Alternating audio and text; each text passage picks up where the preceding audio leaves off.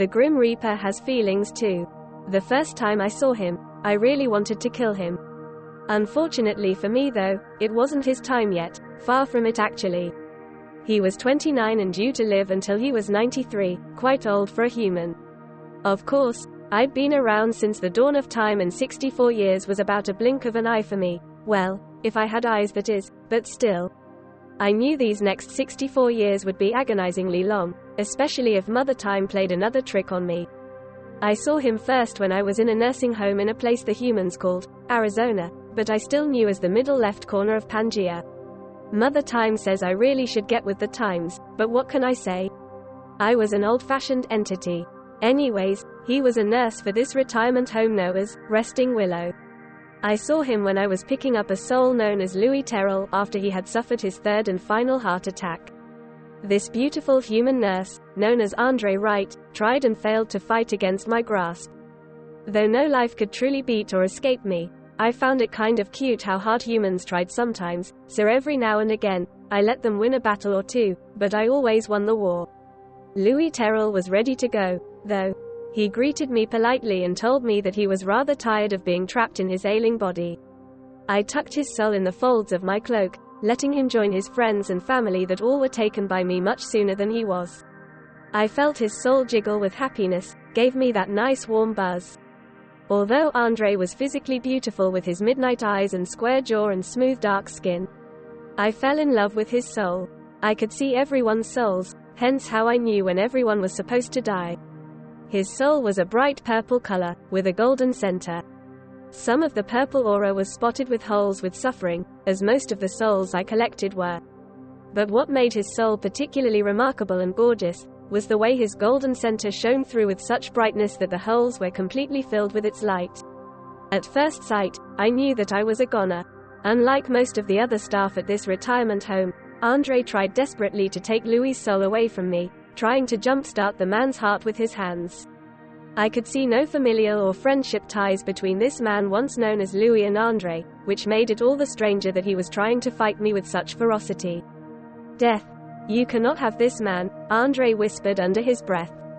And I giggled. How cute. I wanted to stay longer, but I had millions more souls to collect as per usual, so I left my pretty little soul to curse at me by himself.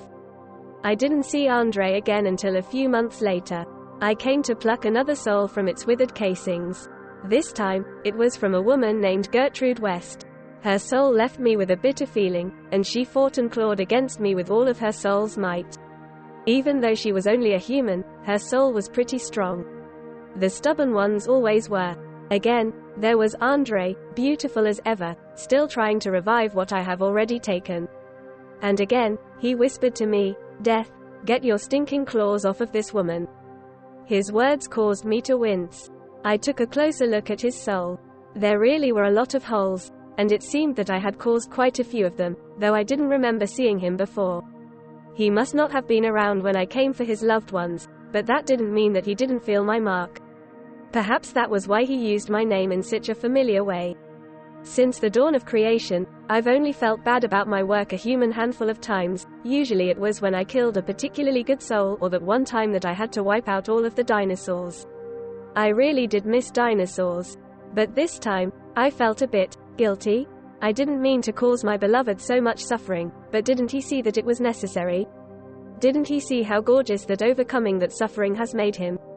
I really wanted to take him early, if only to hold him in my form and show him how good being with me could be. The innumerable amount of souls in my cloak all jiggled happily, and I wished he could hear their song. I wished that I could show him that those he loved weren't truly gone but were instead all safe and nestled within my folds. I wished that I could stay and comfort him in some way, but I knew that I had work to do. The next time I saw him was not in the nursing home. He was a couple decades older this time, but his soul was just as beautiful, even though it had gotten a few more holes. I came for his wife, who was reluctant to leave Andre and their 3 children.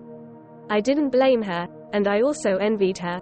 She got to be with him while he was still alive, while I could only have him after he was dead. Even though her soul had already been introduced to the rest of the fold, he still clutched her lifeless hand on her hospital bed. Their 3 children draped themselves onto her body and he whispered so quietly, in a voice that only I could hear, "I hate you, Death." I hate you so much. If I could cry, I would have then. Didn't he see how she would have suffered if she had stayed in that cancer-riddled body? That living that kind of life would have hardly been a life at all. Who he should really be cursing is Plague, who wasn't nearly as sensitive to humans' feelings as I was. But still, I knew the hearts that I had left broken in my wake. Even worse, I would not be able to stay and help this family through the grieving process. I would never be able to reassure them until they too had met their end. Instead, I moved on to the next soul. I left Andre then, but not before caressing his face. He shivered, then glared. He knew who I was, but he did not understand me, and sir, he hated me with all of the brightness of his soul. I heard a human saying somewhere that hate was just a few steps away from love, but I think that was just one of the many things that humans were wrong about. I didn't see him again for many years after that. But finally, the time came for me to collect his soul. When I came for him, he was a withered man, mostly bald, a little blind, and his mind long gone.